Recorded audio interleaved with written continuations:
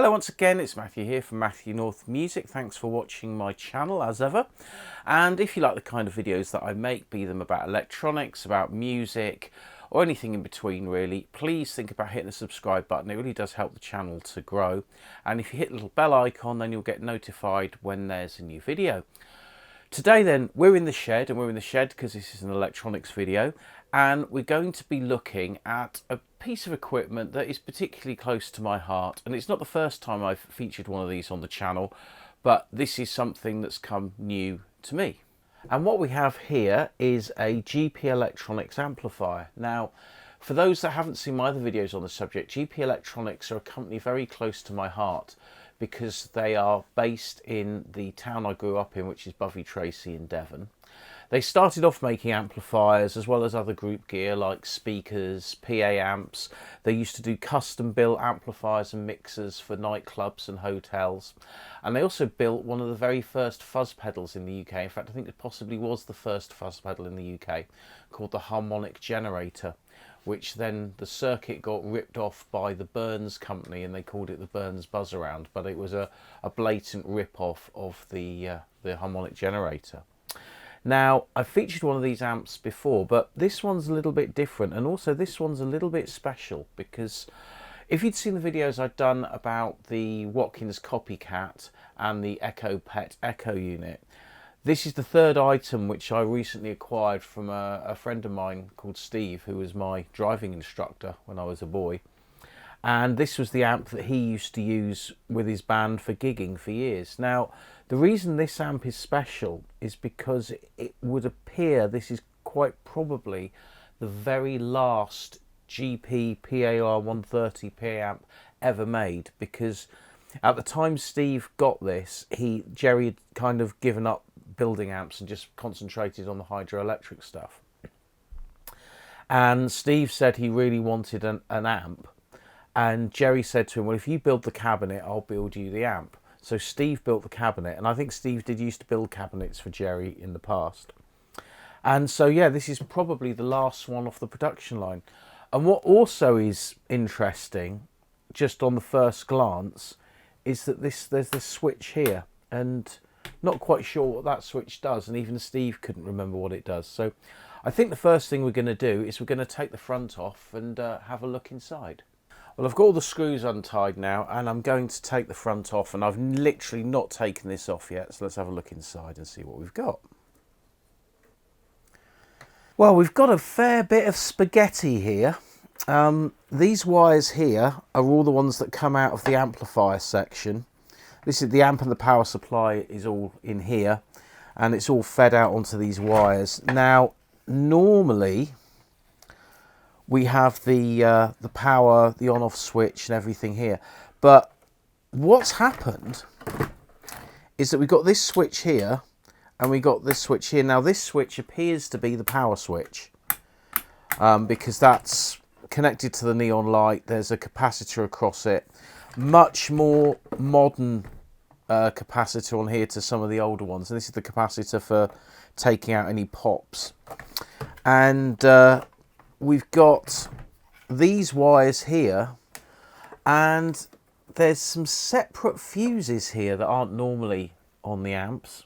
I don't think they're one of them, but this is like a separate one. And that's going to here, and then it's feeding back. So I'm not quite sure what this is all about, other than it could be a form of power control, like it might knock it back to, say, you know, half power or something. I'm not sure, but we've got our mains coming in that comes in off the socket off the back, but yeah, I'm not quite sure what this other stuff is at the moment. So best thing I'm going to do is I'm going to take it out and have a look. Whatever this is though, I'm kind of tempted to maybe take it out and turn it back into a stock amp, but then it's kind of not going to be the amp that it was. Okay, well, this extra switch then, it sort of dangles down here. It's got one wire coming off the power supply. It's going through a fuse, and it's then going into the power amp section. So it's like the plus rail of the power section. And you've then got the negative rail going as well. So I'm wondering if this extra switch was actually a standby button for the power amp. And that makes sense because it would mean you could then use this amp as a mixer without having the power amp section switched on. So you could just use it purely as an audio mixer. What I'm going to do next then is the 4 filter capacitors here. I'm going to replace them. Now you can see it's got all a bit green and crusty on here, where it's the damp amplifier's obviously got damp at some point, so I need to clean all that up as well. And once we've done that, I can think about giving it some kind of test. Now, I believe the amp was working, although apparently it did hum and buzz a bit, but we can see what that is. Interestingly as well, on the circuit board, on the bottom, you might just be able to see there's some extra capacitors have been added. Now, whether this is all to do with this standby circuit, I'm guessing it probably is. I mean, it does make me think maybe it is a power, it lowers the power, so you only get half the supply, but I'm not sure how that would work if the power's just literally coming off the board. I think it is literally just going through that fuse, through the switch and going to the plus rail of the amplifier, so that when the amp's in standby nothing works, but you've still got the negative supply going, so it's like half the amp is sort of running but only the negative half. Now I'm not sure if that particularly works or not. I don't know. It's a very odd system. Now the great thing with white vinegar is that once you put it on, you should see it kind of bubbling away. So I'm just going to leave that there for a little while and see what happens.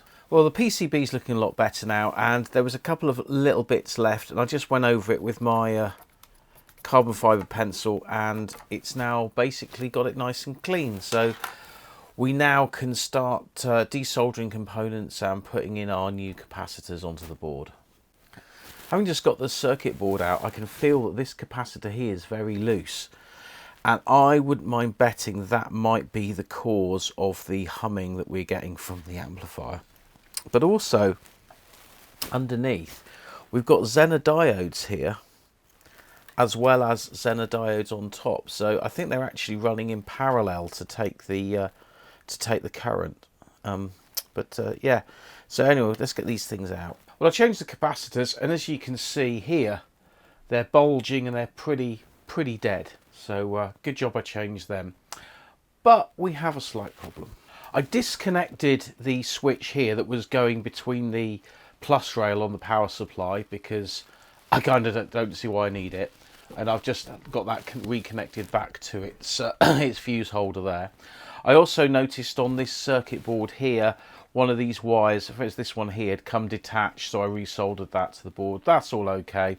Everything looked fine, and I did a quick power on, and we have a problem. And the problem is we're getting 40 volts DC coming out of the speaker socket.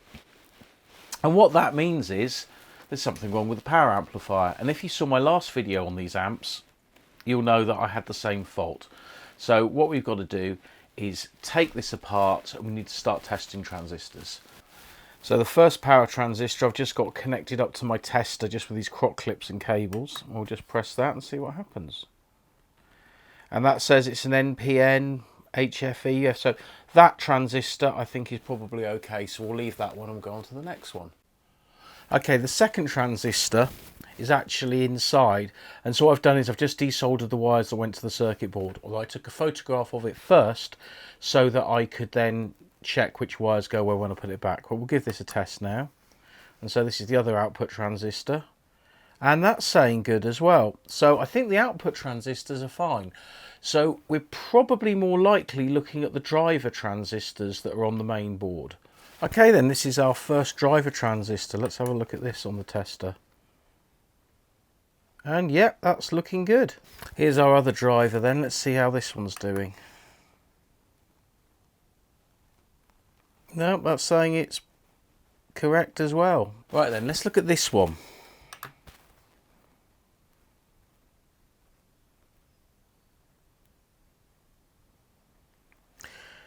and it's saying it's diodes. Now, just now it said it was a PJ FET.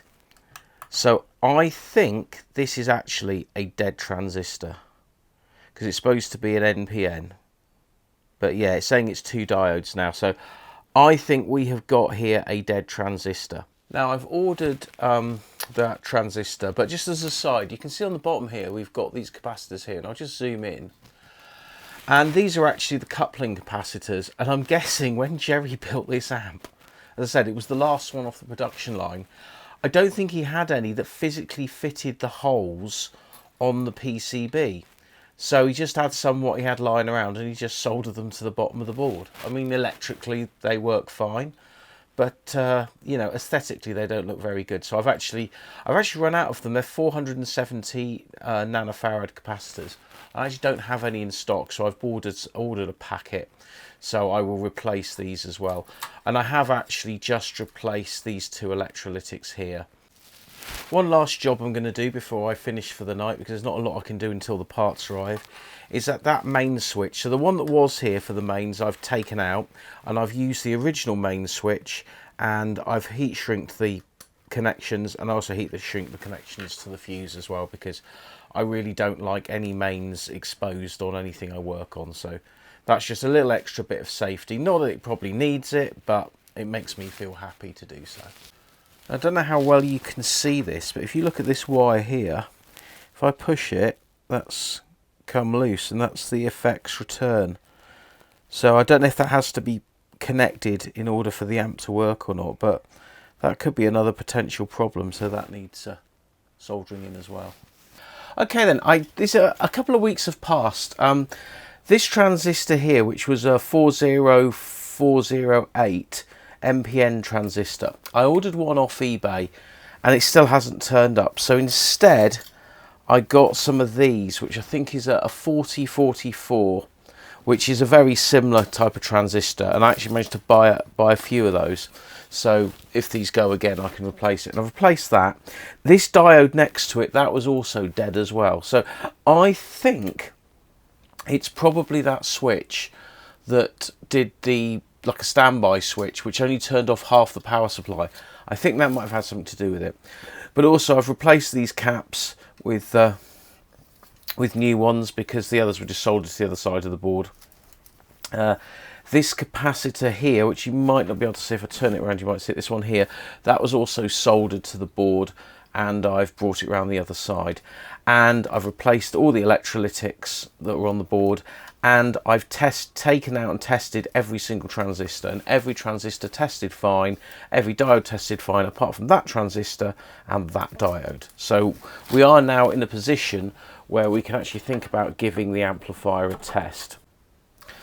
And what I've done is I've just got the amp plugged in, I've got a speaker plugged in, I'm going to turn the power on here, and well, let's see what happens. I've got some tone going in, and see if we get any sound coming out.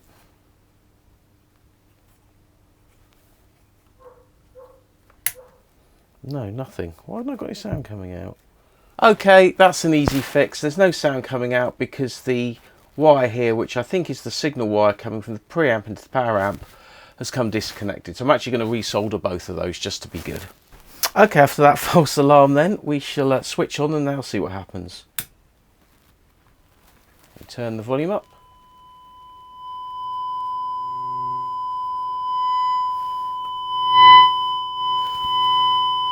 There's a bit of hum there, but that's probably due to the fact of the earthing in the room. But our amp is working, which is great. I'm going to try some of the other channels. Channel 2. Yep. And we'll go through the others. Channel 3. Nope, channel 3 is dead. Channel 4 is okay. And the effects return. That's good. So it's channel 3 is dead. So we need to investigate that. My hunch is this. Okay, well, each of these channels are all the same, and it's based around these two 741 op amps here.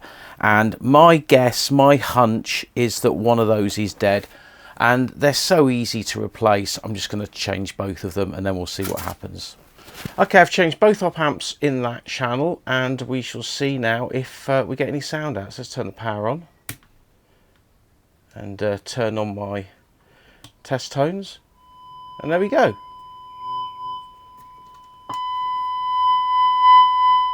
Yeah, we've got tone, and yeah, just channel 3 is now working. So our GP amp is now, let me just turn that down, our amp now is completely working. To sum up then, why do I do this? Well, everybody's got their first. They got their first guitar, their first amp, the first time they heard music, the first whatever. And these amps are what started me on everything. Music, being a musician, electronics, my career, my hobbies, this YouTube channel. Everything comes from GP amplifiers, because when I was 7 or 8 years old, these were the first amplifiers I ever saw. In fact, it was probably one of these PA amps that was probably being used in the Bovey Tracy Town Hall for the Amateur Dramatic Society's pantomime or their summer show or something like that, and it was used for the PA. And I was fascinated by it, and I wanted to know what they were, what they did, what they were about. That led me down the whole line of learning to play the guitar, getting into music, whatever, and it's all down to these. And that's why any of these that I can find, I want to restore and put back to working order. And I've now got 5 of them, so yeah, it's getting a bit of an obsession, but every time I look at one, I'm that 8-year-old kid again who's seeing this stuff for the first time, and that's why I love them. And so thank you for watching this video. Hope you enjoyed it. Thank you to Steve for letting me have this amp, and thank you for Jerry and John for designing and building them. Catch you on the next video.